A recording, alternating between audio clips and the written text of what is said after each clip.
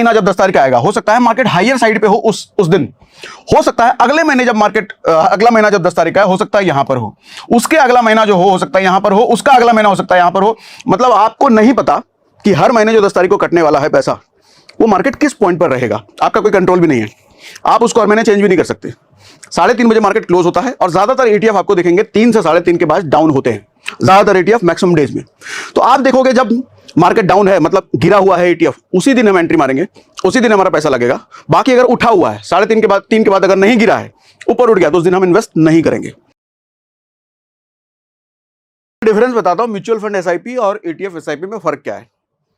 Mutual fund SIP आपको कभी भी no buy on dip opportunity नहीं देता है।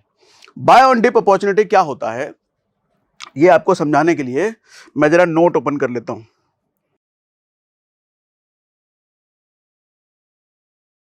ओके, सो देखिए, स्टॉक मार्केट कभी भी, जब भी हम जानते हैं कि लॉन्ग टर्म में स्टॉक मार्केट को ऊपर ही जाना है, लेकिन ये ऊपर क्या ऐसे जाता है क्या? ऐसा कभी नहीं होता। स्टॉक मार्केट ऐसे चलता है,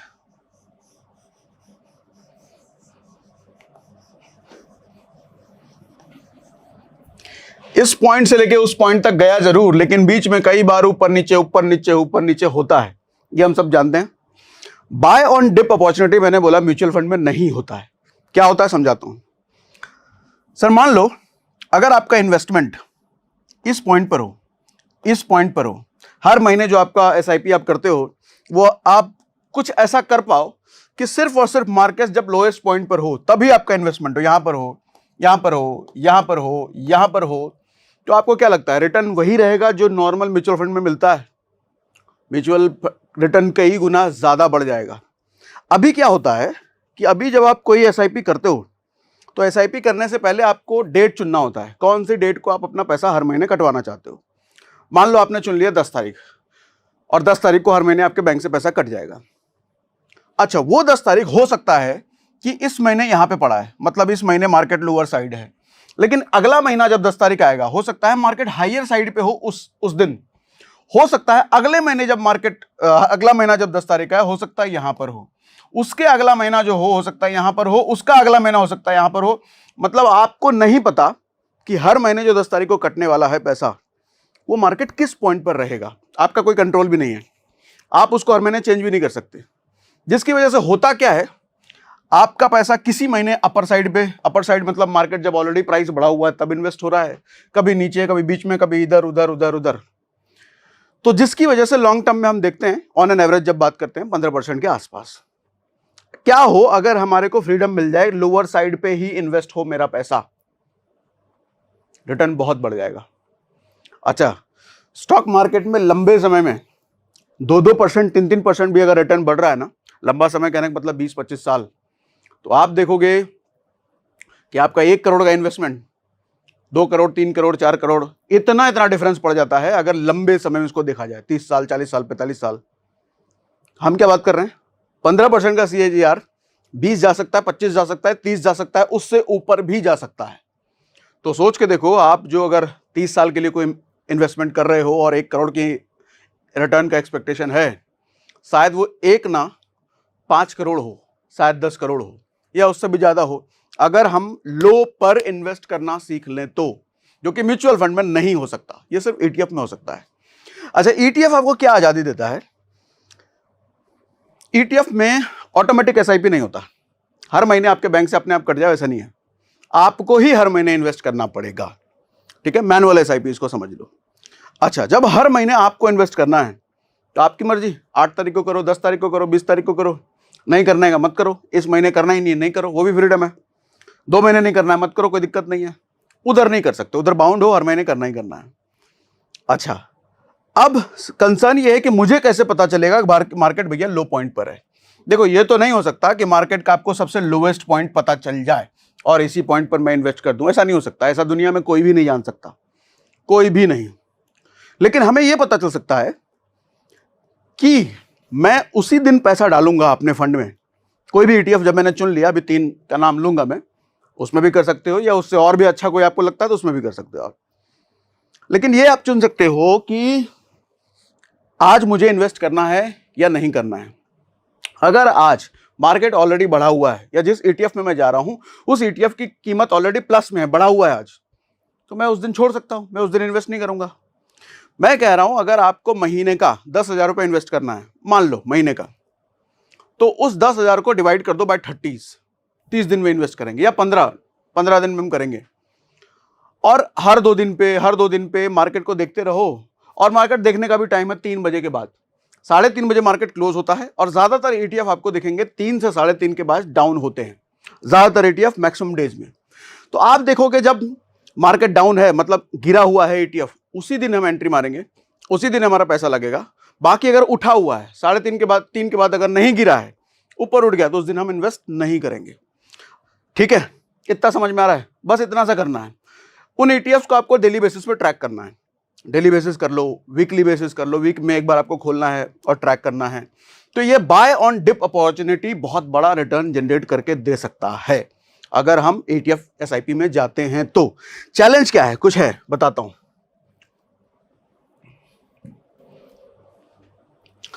अच्छा, कुछ और चीजें बता देता हूं, फिर और चैलेंज पर भी आता हूं।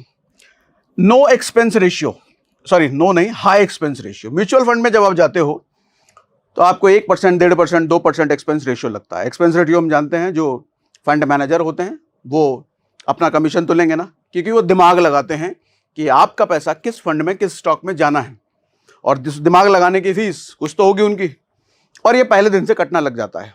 ठीक है, इधर सबसे लोवेस्ट एक्सपेंस रेशियो होता है, मतलब अगर इधर 1 है, इधर 1.5 है, तो उधर हो सकता है 0.5 हो, 0.6 हो, या 0.3 हो, 0.1 हो, ऐसा भी हो सकता है। अब इतना डिफरेंस क्यों? अच्छा, इधर 1-2% का एक्सपेंस रेशियो आपको, जब अगर आप 500 रुपए की SIP कर रहे हो, 1000 की SIP कर रहे हो, तो हो सकता है छोटा अमाउंट लगे, लेकिन कल को सोचो 1 करोड़ भी अगर बनेगा, उधर भी 1%, मतलब 1 लाख रुपए, 1,50,000, 60,000 जब वो कटने लग जाता है एक्सपेंस रेशियो में, तो बड़ा दुख होता है ना। तो इसलिए कम से कम एक्सपेंस रेशियो होना चाहिए। ETF में कम से कम रेशियो होता है। इसका कारण क्या होता है? ये पैसिवली मैनेज फंड है, एक्टिवली मैनेज फंड है। क्या मतलब होता है? इधर फंड मैनेजर दिमाग लगाता है किस स्टॉक में आपका पैसा जाना चाहिए, उसका पूरा एनालिसिस, प्रेडिक्शन सब होता है।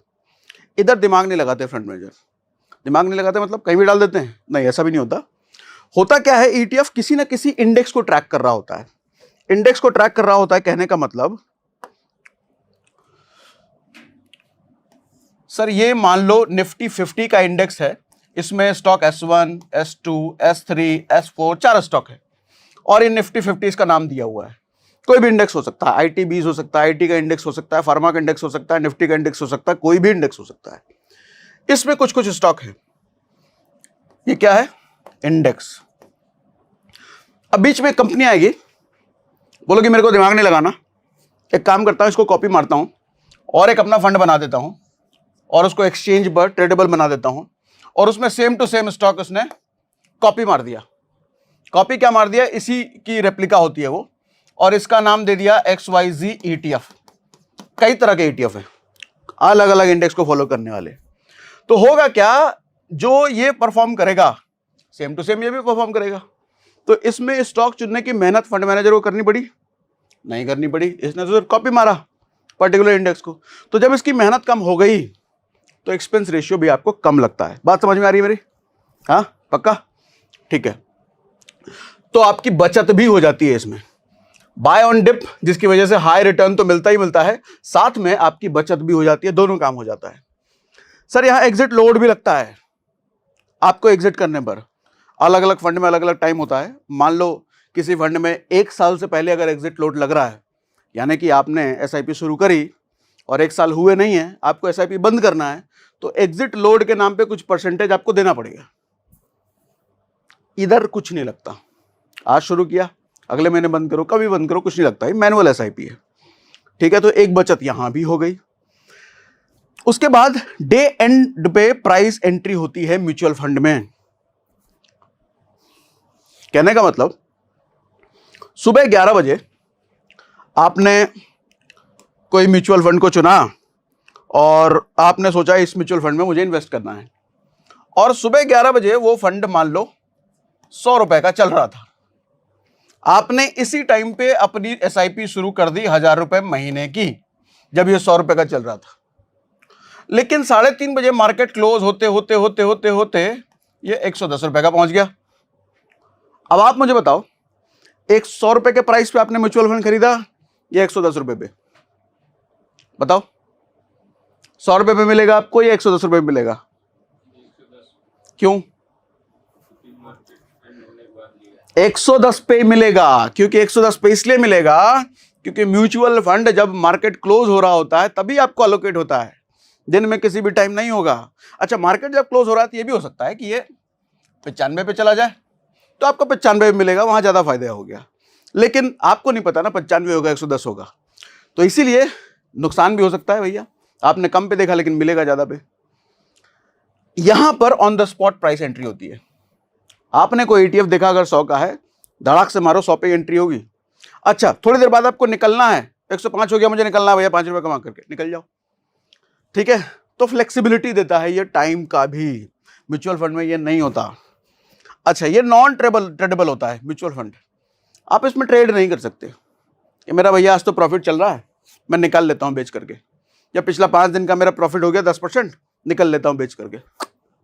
एग्जिट लोड लग जाएगा, एग्जिट लोड लगेगा, और आप बेचोगे भी तो उस टाइम पे नहीं, डे एंड पे बिकेगा। वो खरीदाई भी डे एंड पे होगी और बिकवाली भी डे एंड पे होगी। डे एंड पर प्राइस क्या जाएगा आपको नहीं पता, तो इसीलिए ट्रेड नहीं कर सकते और यहां ट्रेड कर सकते हैं। इनफैक्ट ये नए लोगों के लिए रिकमेंडेड भी है कि आप किसी भी दूसरे इंस्ट्रूमेंट ऑप्शन वगैरह में ट्रेड करने से पहले आप अगर नए हो तो कुछ दिन ईटीएफ में ट्रेड करो, पैसा भी कम लगता है, सस्ते सस्ते ईटीएफ होते हैं 100 200 500 रुपए के, लॉस भी होगा तो ज्यादा नहीं होगा। और ईटीएफ में लॉस बहुत मुश्किल है हो, आप होल्ड कर सकते हो, क्योंकि ईटीएफ देखो किसी ना किसी इंडेक्स को फॉलो कर रहा है। एक चीज तो तय है, जब इंडेक्स है तो उसमें अच्छी अच्छी कंपनियां हैं और वो एट द एंड जाएंगी ऊपर।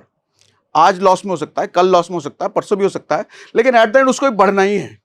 तो होल्ड कर लो, छोड़ दो, देख लो, कुछ दिन बढ़ेगा तब बेचना। तो ईटीएफ से निकलोगे तो प्रॉफिट में ही निकलोगे अगर आपको होल्ड कर लो कुछ दिन, तो कुछ दिन या कुछ महीने जो भी हो, ठीक है।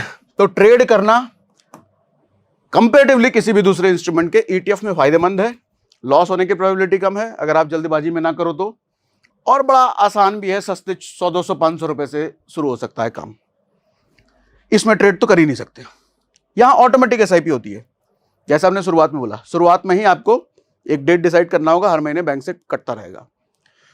इधर मैनुअल, डेट चेंज करते रहो, आपकी मर्जी है। Good for totally passive investor, mutual fund SIP उनके लिए अच्छा है जो टोटली पैसिव इन्वेस्टर है। पैसिव इन्वेस्टर कहने का मतलब, मैं तो भैया अपना नौकरी पेशे में बिजी हूं, धंधे पानी में बिजी हूं, मुझे टाइम नहीं है स्टॉक मार्केट ऐप खोलने का, मुझे नहीं देखना, बस हर महीने मेरे बैंक से कटता चला जाए, मुझे इन चीज़ों में नहीं फंसना, मुझे अपना काम धंधे में लगे रहना है। तो उनके लिए म्यूचुअल फंड है भैया, उनको फिर एटीएफ में नहीं जाना चाहिए, बिल्कुल मत जाना। उनके लिए म्यूचुअल फंड में जाइए, थोड़ा महंगा पड़ेगा, ये थोड़ा रिटर्न भी कम पड़ सकता है, लेकिन ठीक है, आपको दिमाग नहीं लगाना ना, फंड मैनेजर का दिमाग लगेगा तो आप इसमें आए। लेकिन आप अगर डेली बेसिस पे 3 से 3:30 के बीच ऐप खोल के देख सकते हैं, 3 सवा 3 के आसपास, मैं 3 के बाद ही कह रहा हूं, उसके पहले मत खोलना, उसके पहले ऊपर नीचे होता है। लेकिन जनरली यह देखा जाता है अगर गिरना होता है तो 3 बजे के बाद थोड़ा डिप आता है, तो 3 बजे के बाद खोल लो डेली। अगर डिप है 1% 2% गिरा हुआ है तो उस दिन पैसा डालो, 1-2% अगर नहीं गिरा है तो उस दिन मत डालो, छोड़ दो, ठीक है। तो इस तरीके से थोड़ा लिटिल बिट एक्टिव इन्वेस्टर अगर आप हो, एक्टिव रह सकते हो, 5-10 मिनट थोड़ा रोज का निकाल सकते हो, तो ईटीएफ में आइए, ज्यादा रिटर्न मिल सकता है, ज्यादा फ्लेक्सिबिलिटी मिल सकती है, ट्रेड करने की अपॉर्चुनिटी भी है, बहुत सारी अपॉर्चुनिटी खुल जाती है अगर 5-10 मिनट रोज का निकाल सकते हो। तो वो नहीं निकाल सकते तो आपको निश्चित इसी में आना चाहिए, इसी में आना चाहिए, ईटीएफ में मत जाइए, ठीक है। तो अब स्क्रीन पर दिखाने के लिए मैंने अपना मोबाइल स्क्रीन इस पर कास्ट कर लिया है और ये मैंने खोल लिया है एंजल वन। एंजल वन आपने अगर डाउनलोड नहीं करा तो डिस्क्रिप्शन में पिन कमेंट में लिंक है, वहां से आप डाउनलोड करके आप भी शुरू कर सकते हैं। देखिए, पहले जब म्यूचुअल फंड सर्च करते थे, कोई भी म्यूचुअल फंड, तो इस सेक्शन में जाकर के, सॉरी यहां क्लिक करेंगे, इस सेक्शन में जाकर के हम यहां सर्च करते थे, तब कोई भी म्यूचुअल फंड हमारे को मिलता था। अभी हम इसी स्टॉक वाले सेक्शन में आएंगे, ईटीएफ आपको स्टॉक सेक्शन में ही मिलेगा। स्टॉक सेक्शन में आइए, हम स्टॉक सेक्शन में आ गए। अब यहां सर्च पर पहला हमारा क्या था, सीपीएसई, सीपी ईटीएफ देखिए आ गया, एनएसई का, हमने इस पर क्लिक कर लिया। अब देखो सर, 1 साल का रिटर्न 116%, यही हमने दिखाया था। 5 साल पे क्लिक कर लेते हैं, 5 साल का 226%, मतलब 4 गुना से ज्यादा इसने करके दिया है। वॉल्यूम देखो 55 लाख दिख रहा है वॉल्यूम, और क्या क्या चीजें इसमें देख सकते हो आप, क्लोजिंग प्राइस वगैरह वगैरह।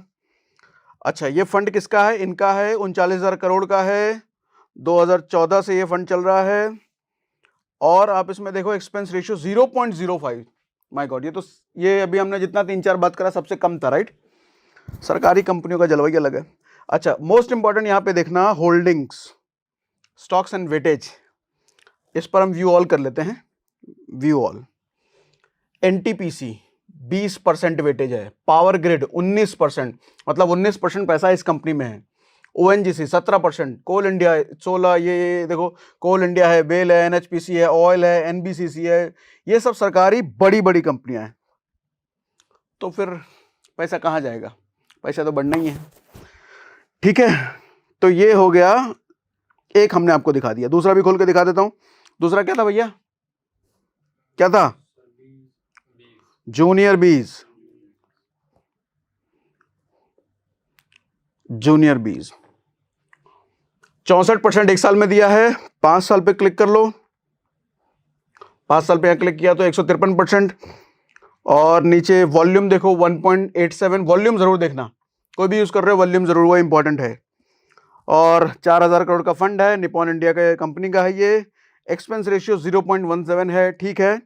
वेटेज वाली कंपनी आप जरूर देख लो, इस पे व्यू ऑल क्लिक करोगे तो सारी कंपनी आ गई, Trent, BEL, Tata Power, HAL, PFC, ये सारी, DLF है, इंडिगो है, अच्छा इंडिगो भी है, गेल है, इसमें भी सारी बड़ी बड़ी कंपनियां हैं। जूनियर बीज है ही निफ्टी 50 के नेक्स्ट 50 वाला, तो ये भी बड़ी कंपनियां ही हैं, छोटी ये भी नहीं होंगी। तीसरा आपने कौन सा लिया था? ऑटो बीज, ऑटो बीज को भी खोल के देख लेते हैं, उसमें कौन कौन सी कंपनियां हैं।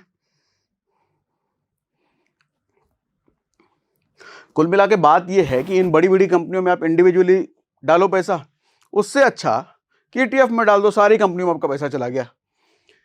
68% 1 साल में, और 5 साल में क्लिक हो जाओ, ये 5 साल में क्लिक नहीं हो रहा, खैर मारो गोली इसको।